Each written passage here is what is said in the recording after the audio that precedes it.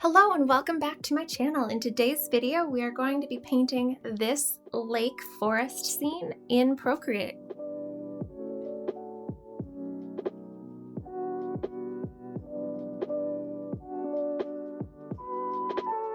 The piece that we're creating today is made using pastel style brushes for Procreate. The pack that I am using specifically is from the Ultimate Brush Toolbox, which is part of a massive brush pack from Trailhead Design Company that I have linked below in the description if you want to check it out. It is an insanely expansive brush pack that I'm super excited to share with you because not only does it include 300 brushes for Procreate, it also includes those same 300 brushes for Photoshop, Illustrator, Affinity Designer, and Affinity Photo, and you can even import the Photoshop brushes into Adobe Fresco. So if you're using a different drawing tablet, if you're drawing on a piece of computer software, this brush pack includes watercolor, oil, charcoal, pencil, every medium that you can think of is included in this brush pack. I'm going to be using the pastel brushes today because I'm really loving the rich texture that we get from them. I'm also using a paper texture that comes with this brush set. Again, the link to get those brushes is in the description if you want to check that out further. The color palette that I am using today is my March color palette. That is available to my newsletter subscribers. You can become one by signing up. I have that linked in the cards above as well as in the description below. I'm going to walk you through importing the paper texture and then we will get right into painting. So let's get into it.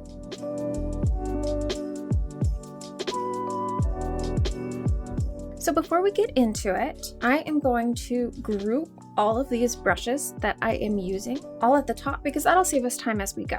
So I am going to be using the rough shader and the grain painter, the smooth eraser, the pastel dust, the dense color, and the grainy shader.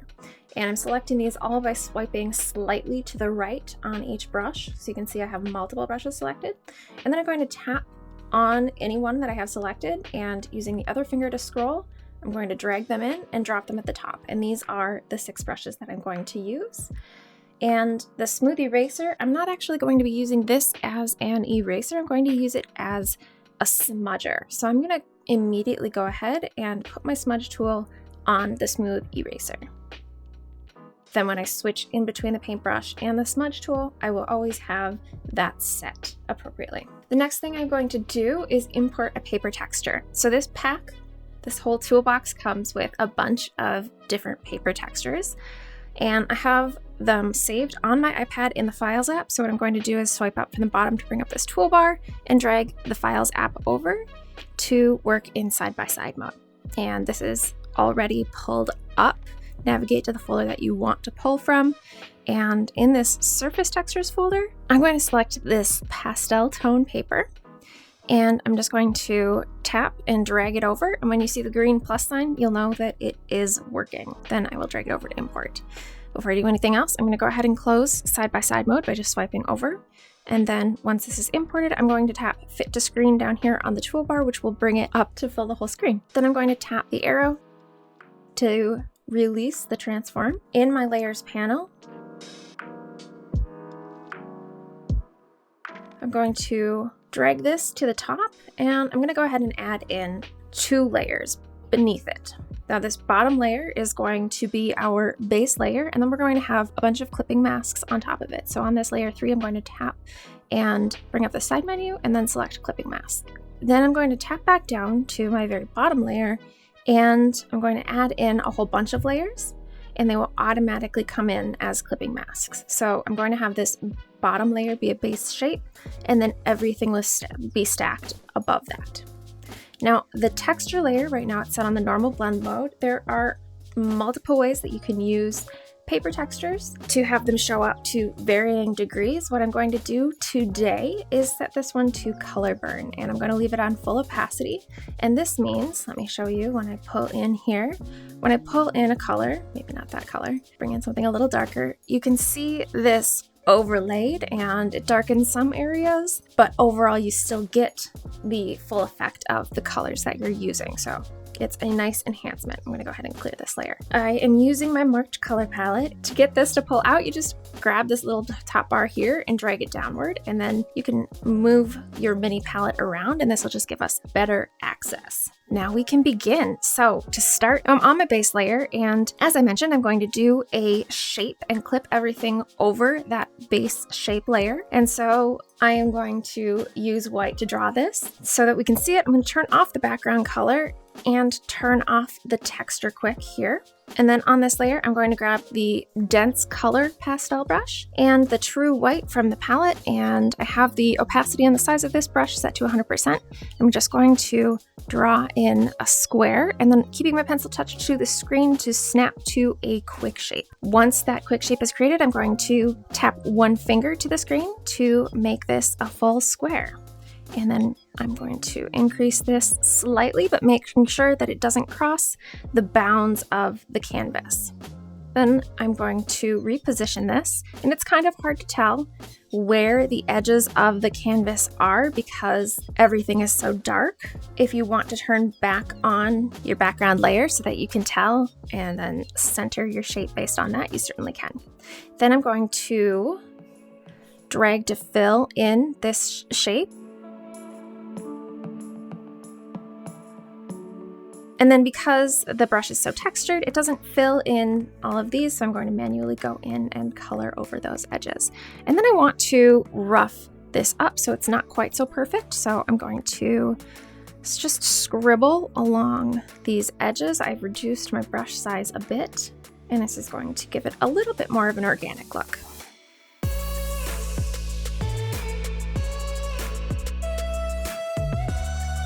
All right, so now we have our base shape complete. Kind of don't have to think about this one again. And I'm going to turn back on both my texture layer and my background color, and I'm going to move up to the first clipping mask directly above my shape. On this layer, I'm going to create an underpainting for the background, and I'm going to use the rough shader for this. Now, depending on what time of day you want to create your scene, the colors you choose may vary, but I'm going to go for a sunset-esque look, kind of that dusky nighttime look, add some stars in later. So I'm going to start by choosing this deep purple color, and in this corner up here, I'm going to start filling this in. And I've filled in less than a quarter. I'm going to go and layer in some of this purple. And these brushes are all very pressure sensitive, both for size and for opacity. So you can get some really cool blending effects just naturally without switching to the smudge tool by varying the amount of pressure that you put on the screen. Now I'm switching to this pink on this corner. My plan is to have a bit of a sunset over here. And so the darker nighttime dusky side will be here, and then the sun will be setting on this side. Moving down to this teal color.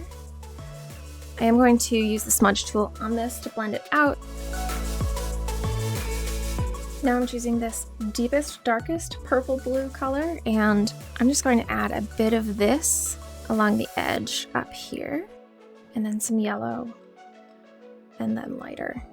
And this is just the base color. Now I am going to use the smudge tool, and again, I'm using the smooth eraser for this. There are a bunch of smudge tools specifically in this set, but I like the smoother blend that I get with this because the brushes already have so much texture. I like the effect that this gives. So I'm going to increase the brush opacity. On the smudge tool, brush opacity acts as intensity amount, which is a minor difference, but because you're not adding more color or more pigment, the opacity terminology doesn't quite make sense. It's a bit like pressure in a way, but I like to have that at 100% for this. And then I'm blending downward on here. I don't want to remove all of the edge texture from the various layers of color, but I do want to have slight gradient in between here. And I'm smudging this all in a very circular motion as I blend this out. I'm going to go back in with my paint tool and add a little bit of mint here. Then while I'm here, I can actually go in and add the waterline down below. And so to do that, because it's going to be a reflection of the sky, I'm just going to use the color picker. The default in Procreate is to tap this modify button here, but I have some preferences changed. You can also press and hold on the screen until the color picker tool comes up. If you're not sure what yours is set at, you can find that under the wrench in preferences under gesture controls here. So I'm going to color pick to select, and then I'm going to roughly paint in a mirror image of that, imagining my waterline about 2/3 of the way down. Then I'm going to switch back to the smudge tool, and you'll see on this reflection side, I'm smudging more in a horizontal back and forth way that's parallel to what will become our waterline.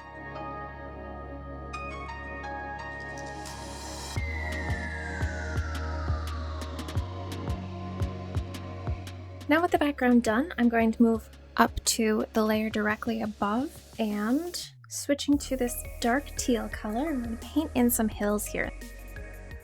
I'm going to use the dense color brush for this, and I have the size and opacity set to 100%. And I'm going to start by sketching in this rough shoreline, and then using vertical lines, I'm going to draw in this hill shape.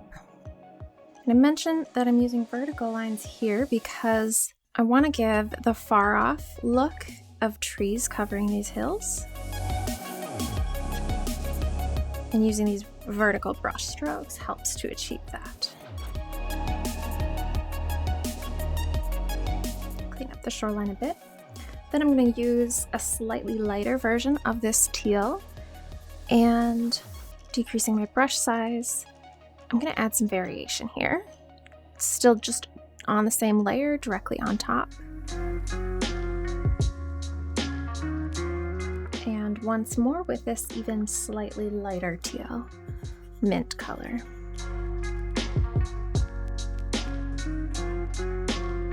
And then with the smudge tool, I am just ever so slightly going to blend some of this. Decrease the size a bit.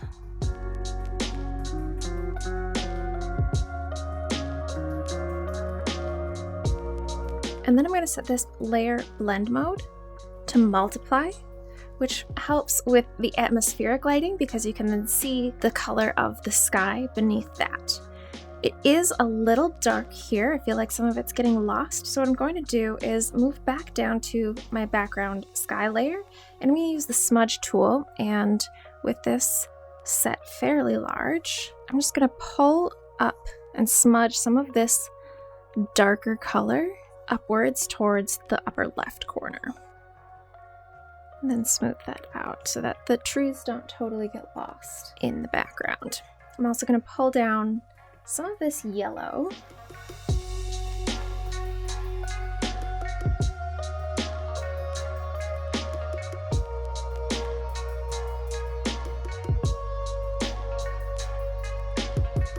All right.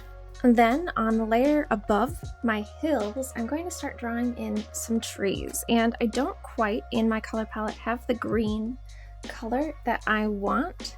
So I'm actually going to just color pick until I find a green that I like from this area here where the hills overlapped the yellow of the sky.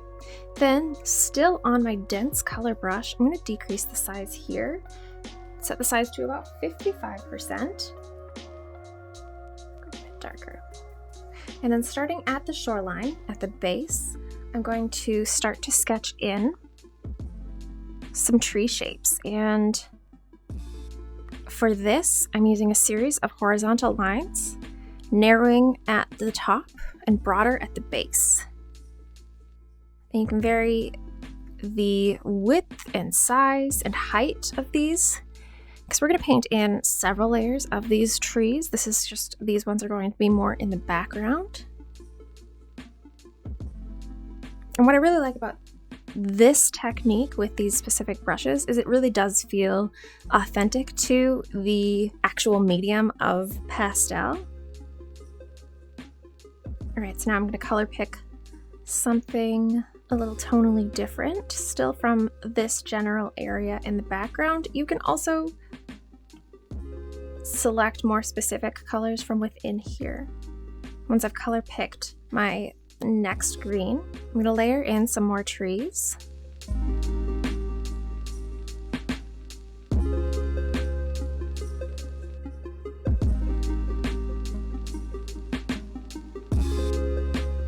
Next, I'm going to color pick my third green, and I'm going to do this at a point where I have a lot of the paper texture so that it is a darker green, and we're going to do just a few more. So again, getting some good variation. And then for this next one, I am getting my darkest green yet. And these are going to be our most upfront trees. So we're going to do a few right in front to make them a little bushy. The most important part, because we will add more texture and variation up here, but I think the most important part is getting that nice sharp tip top of the tree. So you can even tuck some a little bit further behind.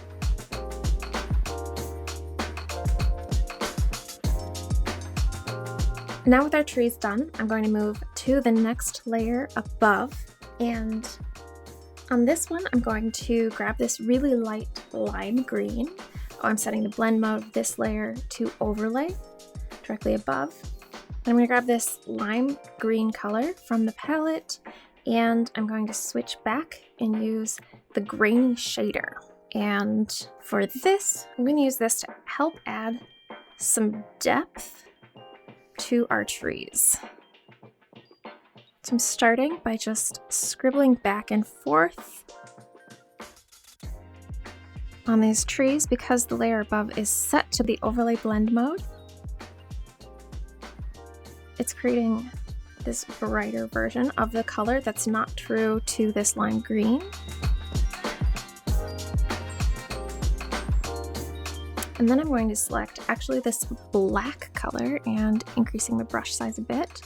And I'm lightly going to use this on the opposite side of some of these trees. And then I'm going to switch to the smudge tool, and I'm going to decrease my brush size to about 15%. And with the smudge tool, I'm going to use this back and forth horizontal motion to blend these together to decrease the intensity of both.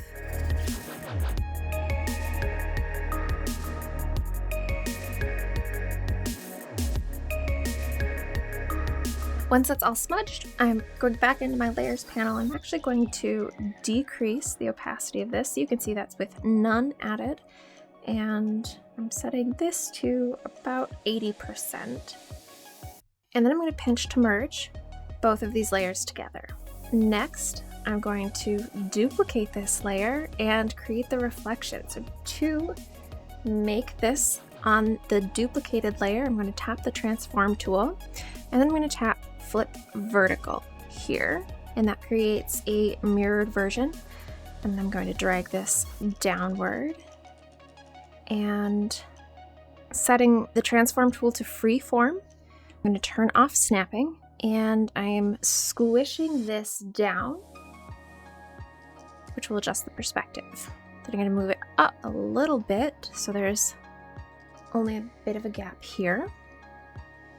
And then I'm going to drag this all the way down to sit below both of those layers. Next, with the smudge tool on the smooth eraser, I'm going to blend this out.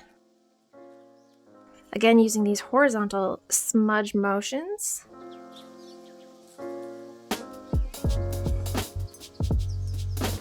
And what I'm trying to do is keep some of the integrity of the tree shapes in the reflection.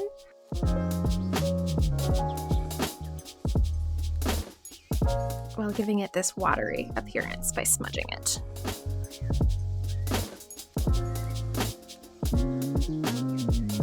Then I'm setting the blend mode to multiply. I'm going to use the eraser to just remove a little bit of the pigment so it doesn't look like a big green blur.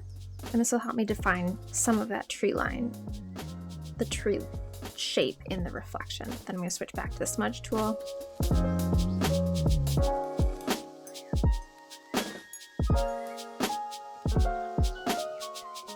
So the goal is to make the reflection look similar, but not exactly the same.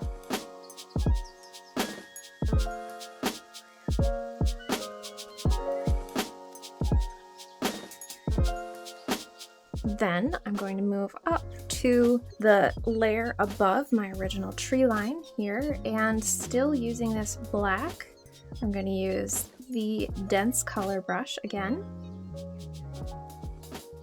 and setting the size to about 40%. I'm going to draw in the base of the shoreline, and to do this, just using these small vertical motions and varying the width of this. Redo this side a bit to give it a little more variation. And then judging about where the direct center of this is, I'm going to select the smudge tool and smudge the bottom half to again look like that reflection.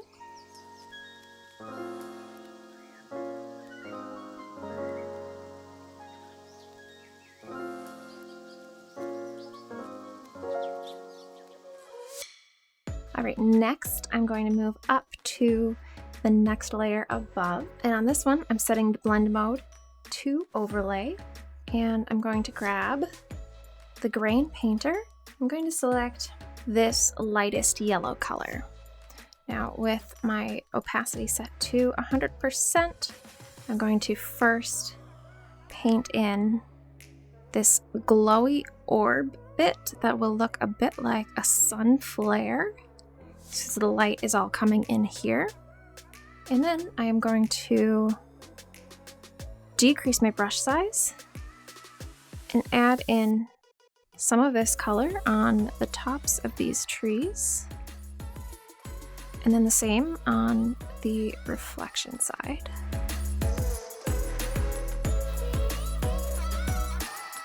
Then I'm going to move to the wand tool to select the adjustments, and choosing Gaussian blur, I'm going to use the pencil function. And I'm going to start to add some blur here on the burst, as well as a little bit on the reflection. And I'm still using as my brush, this grain painter. And then with my finger, I can adjust the amount of blur, and you can slide back and forth. So I'm going to increase my blur amount to about 85%. And then I'm going to go back in with my brush and add a little more pink back into the sky here, using this blush pink color. And for this, I'm just going to use the smudge tool to blend that out a bit. And again, because this is set to overlay, the colors aren't going to appear true to what they are in the palette.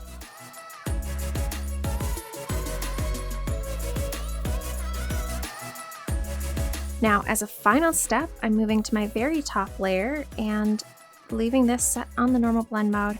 I'm going to choose the Pastel dust brush and this nice little mint green color.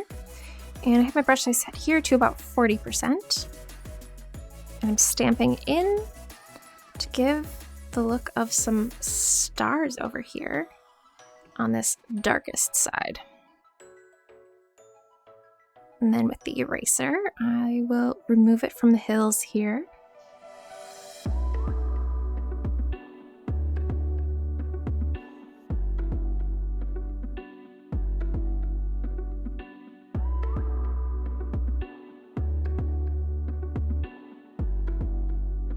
Thank you so much for watching. I hope that this was helpful. Hopefully you learned something. Again, the brushes that I used are from a pack that is available, linked in the description below. That's the Ultimate Brush Toolbox. If you make this and you post it on Instagram, be sure to tag me. I love to see the things that you guys make. If you have any questions, be sure to leave those in the comments below, and give this video a thumbs up if you liked it. You can also subscribe to my channel for more. I put out new videos every Wednesday. Thank you again for watching, especially if you made it this far, and I will see you in the next one.